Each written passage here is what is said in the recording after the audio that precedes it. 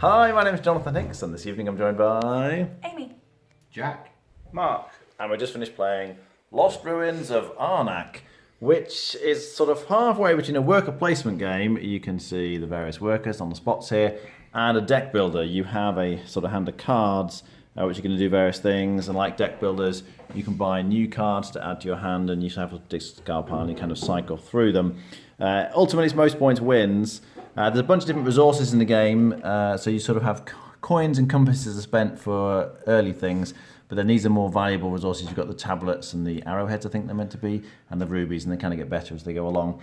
And typically you're going to go to the worker placement spots to get the stuff. So you can see here, this is going to get you a coin and 2 tablets, and then you spend the tablets and the coins and other things on a few different things. But I need to explain that to start with, most of these spaces are not available. So these base camp spaces are the only ones available, which aren't so good. So this is just get 1 spear, but this is get a spear or an arrowhead and a tablet.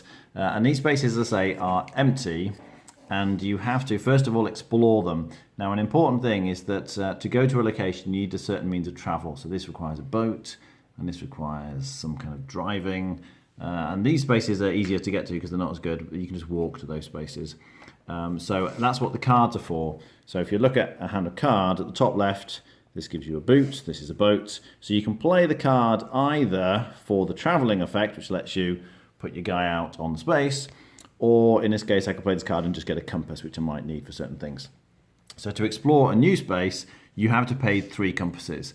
To get to the better worker placement spaces at the top, to explore those big ones that give you tons and tons of stuff, you actually need 6 compasses. So compasses are generally used for exploring the jungle. But you can see at the end of the game here, we've explored lots of spaces, and once you've opened up a worker placement spot, it's then available for future people to use. Although the first time you go there, you actually draw a monster, and all these spaces are guarded by monsters. So in order to defeat this giant frog monster, you would have to pay these things. You need a spear and one of your cards with a car on it. But once you've defeated it, it's worth points. This is worth 5 points at the end of the game. So killing monsters is a viable strategy, but also it has a one-use ability. So you can see I flipped this over earlier, but I could flip this over to travel to something that required a boat. So those are the kind of worker placement spaces there. The cards. At the start of the game, this is quite interesting. This staff thing starts over to the left, and you have cards that cost coins here, which sort of go in your discard pile in a normal deck builder style way. So you can see the cost here to buy this is 2 cards. Exile means trash, so you can trash this card to get another card effectively. And it's also worth points at the end of the game. And these can be used for aeroplanes that you get anywhere. So anything that needs a boat, for instance, you can fly there instead. Or if it needs a car, you can again fly there. So that's quite handy. These ones on the left, the artifacts, you get more and more of these as you go through the game, and they require compasses. So that's something else you're going to use the compasses for. But then each round, this staff kind of moves over. So it's always artifacts to the left of this, and items to the right. So the ones that cost coins, there's lots of them to start with, but as this staff moves further to the right, you get more artifacts and less of the ones that cost coins, which is why I've only got 1 available here. But that's quite interesting with the cards. The artifacts, when you get them, they actually go to your deck rather than your discard pile, and you get to make immediate use of them. Something else I should mention is it's possible to get fear. You start with some fear in the game. You can use them as a boot, but fear cards are generally a bit rubbish, and they're worth -1 point at the end of the game. So finally then, you have the kind of the track. I'm not sure what kind of temple track it is. It's like a temple track in other Euros. And you're trying to get these, you've got 2 markers. You've got your magnifying glass and your book. And in order, they start at the bottom, to advance to the next space, you have to pay the resources. So you pay a ruby to get to here, then you need a tablet and an arrowhead to get to here.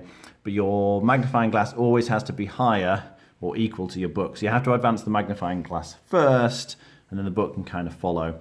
And when you get to the spaces, you're getting resources. So this, you get a coin for getting your magnifying glass to this space, then a compass, etc. And when you get your book onto these spaces, this gets you a person. So you can get a couple of people as you go through the game, and they're like one-use abilities where you tap them. So this gets you a coin and tablet, you tap it, and at the end of the round, it kind of flips back up and you get to use it again in the next round. So you're advancing these to try and get the various resources, There are tokens on these as well, so these actually have these, and the first time you go here, whoever gets here first gets to draw an extra card, so that's handy. And endgame scoring, depending on how high, you can see the points here you get on these tracks, or if you get to the end, you get lots of points. So that's another way of getting points, is basically getting high on those tracks.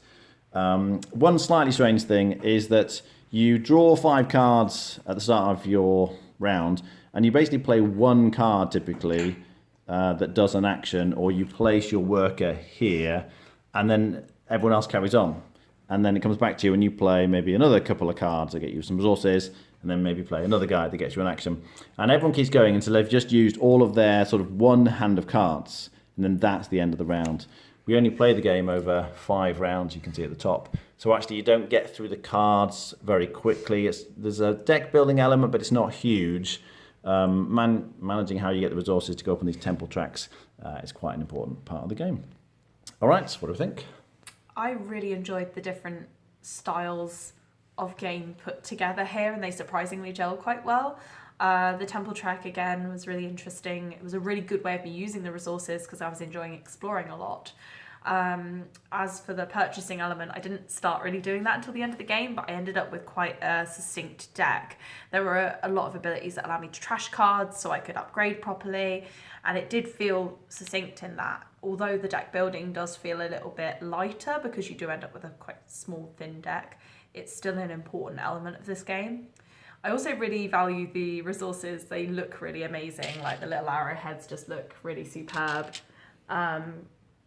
So what you're getting out of this game is a bit more tactile as well, which I think even a gamer that might be a bit intimidated by how many things are going on, actually the iconography works so well that it doesn't take long for everybody to start flowing with their turns.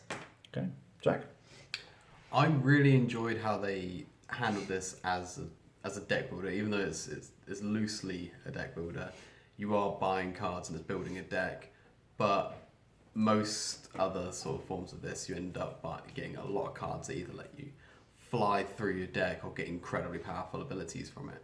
What it was, they were all pretty good, and what this really went more for is there's a lot more of like trashing the cards you don't want in your deck, or the artifacts, that were instant use when they bought. So that was really different, that they actually activate immediately and still go to your deck ultimately later.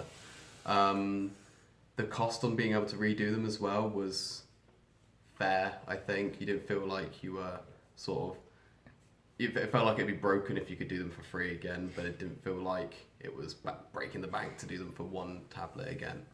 I liked that the game had different ways to win, so our game that we played was very close-ish. But the way that the winner won was using the track there, which is, I think, it's a research track. But myself, I actually had just as many points as they had out of that with just my item cards that I bought in the last 2 rounds. Because you can just bankroll it and basically be a treasure hunter instead of an archaeologist, which I think is a nice little theme tack on for the game. Okay. Mark? Yeah, I think I agree with what they've said so far. I think the deck building balance with the worker placement is handled quite well. I think it's leaned slightly more to the worker placement compared to the deck building, but it's only slightly. I think I really like the flow of the game in this. I think as you move up the board, as you open up new spots, and B, as more artifacts and fewer items come available, which I suppose links to the theme. You're going deeper into the jungle, you're finding better things, and therefore you are getting both more difficult challenges and better items out of it. And mixed with that, the research track, I know it's picture-based, but ultimately it's showing you're going on this winding path up to getting to the ultimate place you look for, which gives you really cool items, which ultimately go to victory points. It's very much a CG game. It's friendly enough in this. There are outs in it, such as you get these idols, and while they may be worth points at the end of the game, if I don't use them, it's very much like, oh, I really need one of those. Well, I can put that there, so I don't get the 1 point at the end of the game there, but then I can convert gold into a gem or something like that. In those very tricky situations, there are ways of getting out of them, which is important, but it does make it that little bit looser.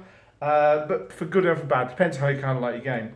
Ultimately, it's really solidly put together. It's a very friendly midweight game. My biggest issue is that it's a little bit leans a little bit too much on the friendly side for me. It's just I very rarely feel like, oh, I'm ready. Oh, don't take that spot from me, something like that. It's like, oh, you didn't take that spot. I'll go on to the spot. And that's, some people like that, but sometimes I want that turn angst, and I don't think it gives me enough of it. I think the most angst you get is, I hope these cards that I draw are the cards that I need on my next turn. But as Amy said, because there's limited deck building, you can kind of manage that pretty much. You occasionally get annoyed, but hopefully there's another way for you to draw another card or something like that. I guess the last point I'll go into is that this was very heavily compared to Dune Imperium, because that's a very similar deck building and worker placement style game. And I prefer that because it has more of the turn angst and the worker placement. There isn't many repeated action space in that, and your symbols are much tighter. And what they could, if you don't build your deck well, you can stop you going to particular action spaces very often, which you may really need. So there's a lot more peril in that game, and I prefer the peril because I think it makes the decisions I make and the stress more enjoyable in a weird sort of way of putting it. So I slightly prefer that. Rating? I think it's a good solid 7 for me. Okay. Jack? Good workplace. Probably the worst part is probably packing it away. By the looks of it, 8.5. Amy? I'd go for an 8. Okay. Yeah, I really enjoyed it. I'd very much agree with everything that Mark says. It's a satisfying worker placement, but not very tight. So I got blocked once from the spot I wanted to go through to in the entire game.